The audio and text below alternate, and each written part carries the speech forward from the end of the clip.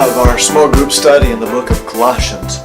This is a little bit more intro overview than we've done in the past, so I hope that you really enjoyed digging into Colossians chapter 1. Now with that in mind, we're going to start out with a pop quiz, okay? Ready? How many chapters are in the book of Colossians? Hey, good job. That's right. 4. Now, how many verses in the book of Colossians? Hey, don't everybody shout at the same time. I'm very impressed. You remembered it was 95. Now, if you were to read through the book in 30 days, how many verses would you have to read to complete it on a daily basis? That's right, 3.1. And now for you smarty pants out there, how many words are in Colossians? 1,582. Now the point is, you can both consume and absorb the whole book of the Bible without a great deal of burden being added in your life. In fact, if you want to take on the challenge of reading through Colossians, I hope you'll do a little journaling along with it.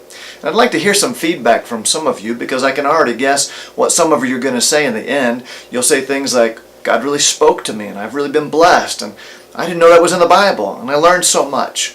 So take the challenge and let me know how it goes. Studying God's Word is a blessing. It is, after all, the words of God to you. The theme of Colossians is that when Christ is first, life is best. And so as you study on your own and in your group, I hope a recurring evaluation question will be, is Christ truly Lord over every area of my life? I'm guessing you're going to discover what so many other believers have, and that is that there are some things that need an added level of commitment in your life, and that there are some things that need to be eliminated from your life, if not put in its proper place with Christ first. So you're invited to read and study and meditate on Colossians on a daily basis. When you do that, the impact of God's Word goes up exponentially.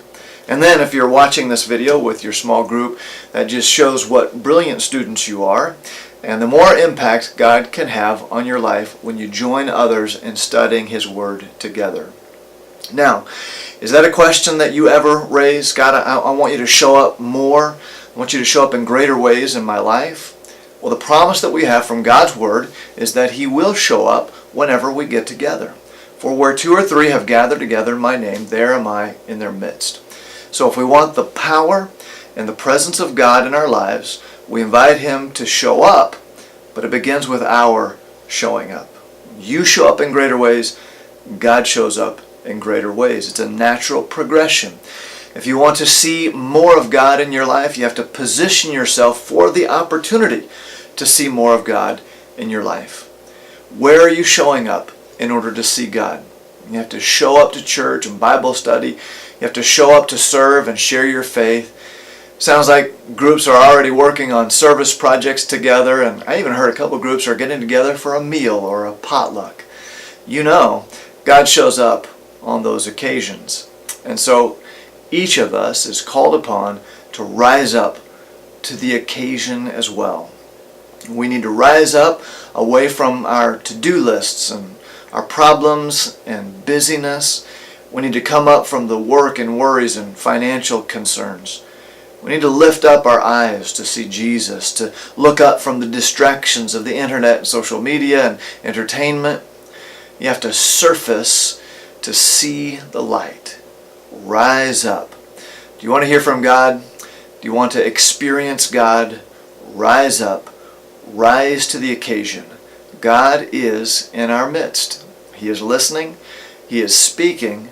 But if you don't rise to the occasion, you'll miss it. Are you watching for it? When you keep showing up for church and Bible study and times in prayer and selfless service, the greater impact God can and will have on your life.